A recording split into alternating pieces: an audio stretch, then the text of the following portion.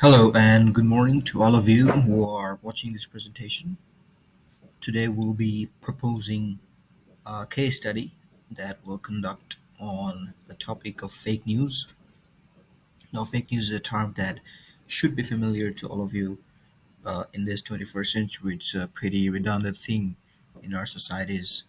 And before diving in, I would like to thank Dr. Nahidayu, our lecturer for this course, ULRS 1022. Philosophy, and current issues. So, without further ado, let's dive in. So, these are some of the highlights or main topics on which we'll be talking today, or our case study will be about. So, we'll introduce you to how fake news affects us and impacts us in our daily lives, and we'll try to explore the issue of fake news in different viewpoints. We will have Rukun Negara, the national education philosophy of Malaysia and its principles. We also have the four concepts to take into account. And last but not the least, we'll try to provide some paths to lead into possible solutions on how to tackle fake news. So this is all of us. Starting from the left, we have Satini, we have Fayez, that's me, we have Tanhim, we have Tanvir, and we have Bilal. And we call ourselves the trendsetters. So we have put in all our efforts to make sure it's a proper proposal, and I hope you all will love it. So you might be wondering that such a vague issue like fake news, and how can we do a case study on this, right? So people do case study on much more complex, much more complicated stuff in higher education. But I do assure you that there's a lot to talk about fake news if we look deeply through the lenses of our society. So before we start, I want you to read the four words that have been listed on top of this slide, which is misinterpretation, miscommunication, misinformation, or misunderstanding. All these four words have something in common, right? They all start with mis. They have the same prefix. And this prefix always refers to as something is messed up, right? Something should be wrong. And surprisingly, I have found that the everlasting urge among human beings, among us, to find the ultimate truth has never been something consistent. It hasn't been always there. So even if we are studying, even if we are reading an article from the newspaper or perhaps a web page, we don't always look for credibility. We don't always look for what the source is. As long as it aligns with our thoughts or our thinking, we sort of tend to accept it for what it is, but we never question the credibility, or we at least don't sometimes. So, in literal terms, false or misleading information presented as fact, frequently with the intention of misleading or deceiving, is referred to as fake news. So, these are some of the highlights on what we will do. So, firstly, we'll discuss how fake news pose as threats to humankind, and we'll also provide examples for better explanation. We'll relate this with the national education philosophy, and we'll try to create some thinking space for you if there is time. And we also have the question like why national education philosophy matters. You're always free to ask questions as long as it's logical. And last but not the least, we have how can we tackle fake news? How can we sort of bear the burden that it always contains? So before you start reading the slide, I want to ask all of you: is there anybody in this room who doesn't know what fake news is? I hope there isn't. But there is always some people who are not always aware of what fake news is, or how it affects us, or how severe can the effects be. So, I mean, I think it's critical to distinguish between disinformation, which is like actively produced and distributed to deceive, and misinformation. On the other hand, it can be distributed accidentally. So, in this era of technology, the quick dissemination of information through internet means it facilitates the development of false narratives, and it happens very quickly. And it's like making the growth of a fake news a serious concern. And we should always look why fake news matters. So it matters for various reasons, starting from spreading of misinformation and public viewpoints that can be changed dramatically, relying on fake news. We also have the manipulation of public opinions. We have social divide, which is caused by a fake news. Let's say in this classroom, if a topic is raised, it can be like 60% can go against it, 40% can go in support of it. So it creates a divide. Fake news can do this very effectively. And next thing comes is undermining the trust in institutions. So that happens when usually public institutions they sort of launch propaganda to ensure that the service is good, but in the end, in the real life context, it's not always on par to what has been shown by the government itself. We then have economic impact. That's by disseminating inaccurate information about businesses, economic data, or geopolitical events, fake news can have an impact on the financial markets, especially the stock market can go really unstable, leading from a fake news. So you might be wondering now, how can a whole human race and how can fake news pose as a threat? Like it's something very minimal, something very insignificant in our way of thinking that we sometimes forget how big of a threat it can be. So, firstly, it can undermine the democratic systems because it has the power to sway public opinion, as we discussed in the previous slide. It can sway elections, it can erode the democratic norms, and it can also disrupt public health services. During COVID 19, we saw a lot of fake news agencies into play that read death tolls in different like very different numbers. We had severe effects of fake news in the public health services, also private health services. So obviously, it does affect this whole thing. Next, we have fostering prejudice and discrimination. So false information has the power to reinforce prejudice and stereotypes, disseminate biased stories, and push some groups to margins. This has the potential to worsen social injustices and promote intolerance. Very true. We have the rising of extremism, so-called extremism in the Middle East, that we often forget. Who are the ones who pull the strings? So let's say we all know ISIS, the Islamic State in Syria. We have the ISIL, Islamic State in Lebanon. We all know that they're terrorists, right? But we don't always try to find who created them, right? So how many of you know who created ISIS? I asked this question. How many of you in this room know who created ISIS? If I assume correctly, there would be a handful of people who don't know the right answer. So I just want to ask you, who created ISIS or what was it created for? I want you to do a research on it because it's a very hot topic, like making stereotypes, impeding individual decision making. All these are the fruits of the seed of the plant that's called fake news. So now, obviously, you might be wondering, now what do we do? Like, what are the ways in which we can sort of at least shield ourselves from fake news? There are a number of ways. So let's see. We should encourage media literacy. So how do we do that? We teach individuals how to assess information sources using critical thinking techniques. It's a very uh, complex process. It should be start from the very root level. I think secondary school is the very ideal platform to start this practice. We then have promote skepticism and train people to verify the accuracy of information before spreading it. We have encourage and provide financial support to respectable fact-checking groups that seek to substantiate information and dispel lies. We have urged the media outlets to follow the rules of ethical journalism very important. We have to encourage openness in reporting and make information sources available. Very true. We should ensure technology platforms ought to put tools and algorithms in place to recognize and stop the spread of false information.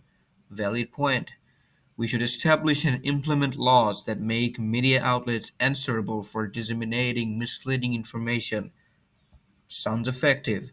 We have encouraged we have to encourage a variety of voices in the media to offer a wider range of viewpoints and lessen the concentration of media ownership.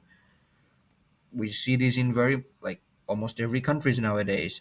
To combat false news as a collective, and we should encourage cooperation between governments, digital firms, media outlets, and civil society, as long as the government itself stays neutral.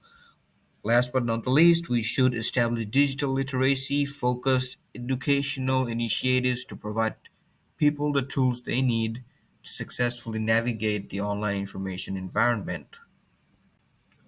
So, this is the most awaited, perhaps, part of the presentation.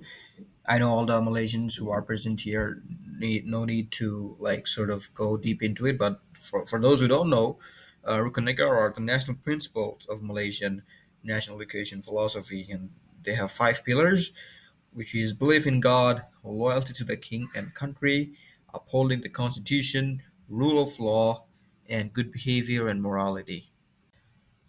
Now it's time to like sort of divert into a different department. We have had lots of fake news so far, and it might be boring to some of you. So let's sort of change the department of discussion. So, how many of you know what philosophy is? The lecturer asked us in the very first class, what is philosophy? So it's a field that explores fundamental issues related to reality, knowledge, ethics, blah blah blah, all the literal meanings. But what it actually is, critical thinking is what leads to analysis and evaluation of ideas to understand how life is and what's our role in it. And philosophers discuss topics like purpose of life, truth, justice, and human understanding boundaries. It encompasses metaphysics, epistemology, ethics, and aesthetics, and has a significant impact on human intellect, contributing to our understanding of complex concepts and complex ideas. So that's what philosophy in a general perspective is. But when we combine national education with that, it's a government established system that promotes a country's principles, cultures, and identity. It provides people with a unified educational framework, creating unity and shared identity. It covers topics like history, language, and civics with the goal of fostering a sense of belonging and loyalty. So I'll not go deep into what it is. It's all like available in the internet if you want to go deep down on what different nations or how different nations value their national education. But it's more like an educational framework starting from the root level until the very end or the very top where you sort of stay unified by the common principles of a country. So we had Rukun Negara, the national principles of Malaysian national education. So how does fake news sort of confront Rukun Negara? So we had five pillars, and each five of them, believe it or not, can be affected by fake news. Let's start with belief in God. Not all of us believe in God, or some of us are atheists. Some of us believe in different religions. Some are Muslims, some are Christians, some are from other religions. It doesn't matter. At the end of the day, we're all humans. No, and no matter in which religion we are, none of the religions teach us to stay away from people who believe in other religions. I think all religions or all ideologies, at least that sort of aligns with religious thinking, uh, speaks about unity, speaks about peace, and speaks about how we can live peacefully together. So that's where multiculturalism and multilingualism comes into play. We then have loyalty to the king and country.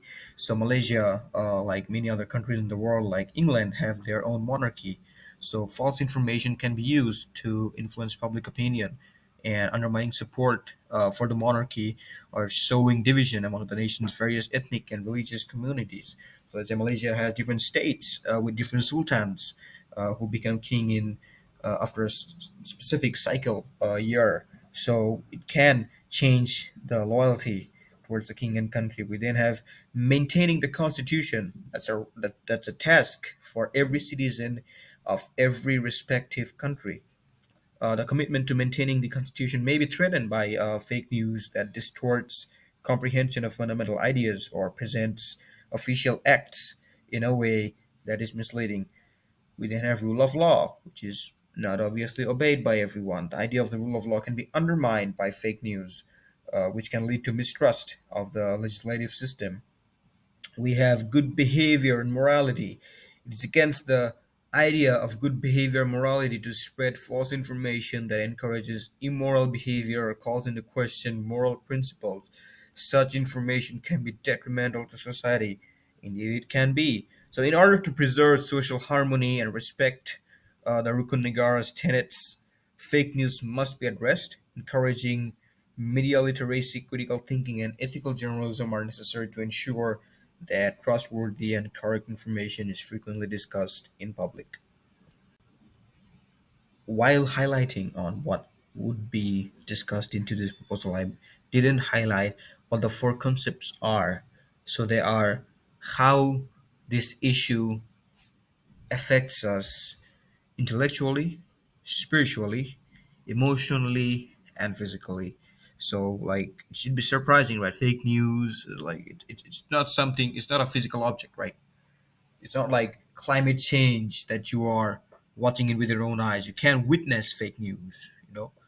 So, talking of impacts, people may make bad decisions as a result of inaccurate information about health and medical matters.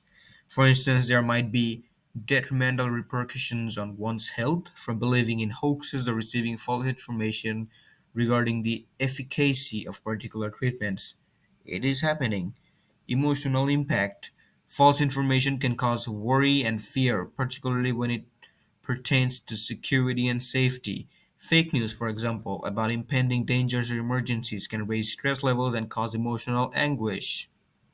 We have spiritual impact, where people may experience internal difficulties as a result of false knowledge that goes against their religious or spiritual convictions.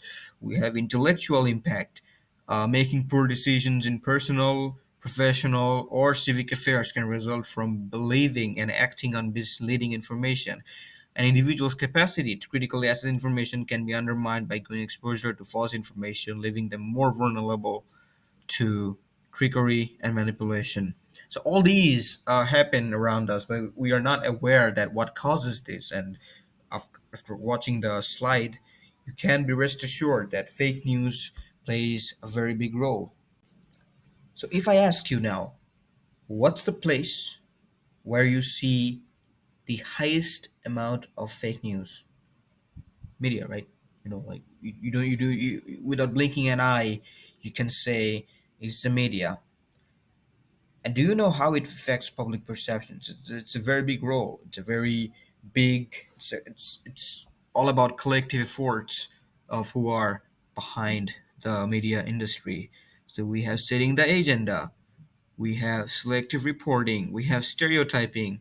How people, groups, or events are portrayed in the media can influence how stereotypes are created and maintained. This may have an impact on how the general public views and engages with various social, cultural, or ethnic groups. We have political socialization. We have, by exposing the public to a variety of political ideas and viewpoints, the media can influence the people's political beliefs and values. This effect is especially noticeable in election and campaign season. Those who are aware of politics can know what I'm talking about. We have credibility and trust. The public's perspective is greatly influenced by the credibility of media sources, while false information or biased reporting can undermine public confidence. Trustworthy journalism increases confidence in the information provided.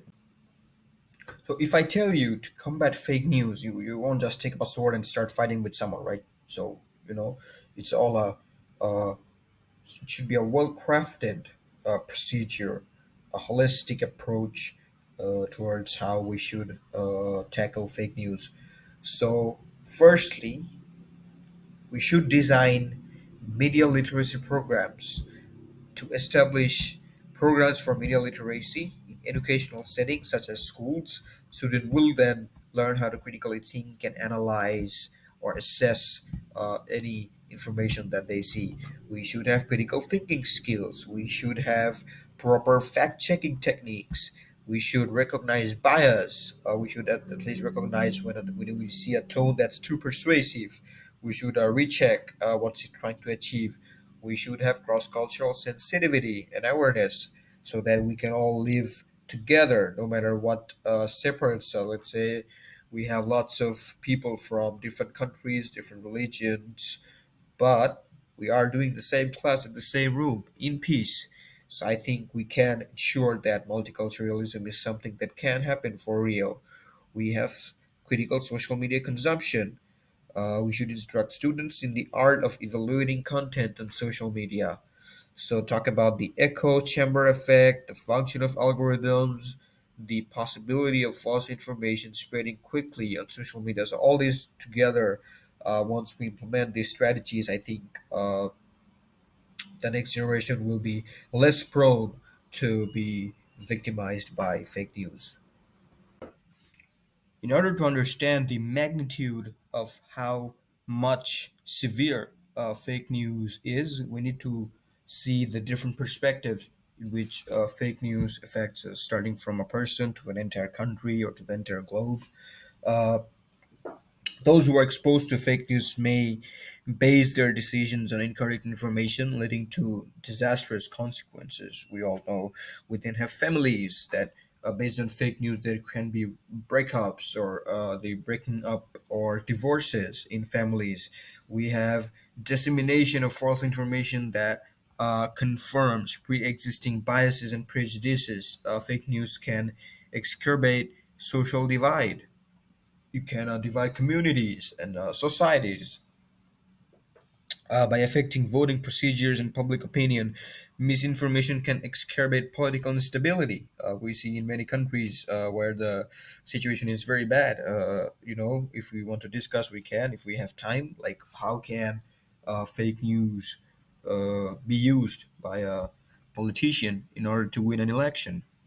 So we have quoted from different reputed sites of different reputed institutions and universities and different news agencies like Reuters, BBC, and you all are welcome to dig deep into these links if you want to study further on how fake news affects us or what fake news actually is. So it has been a long talk, and I believe most of you have been bored by now, and I won't make it any longer. So thank you all for listening, and I hope we can all pull up a very good case study and really ensure that fake news is eradicated at least 1%. Thank you.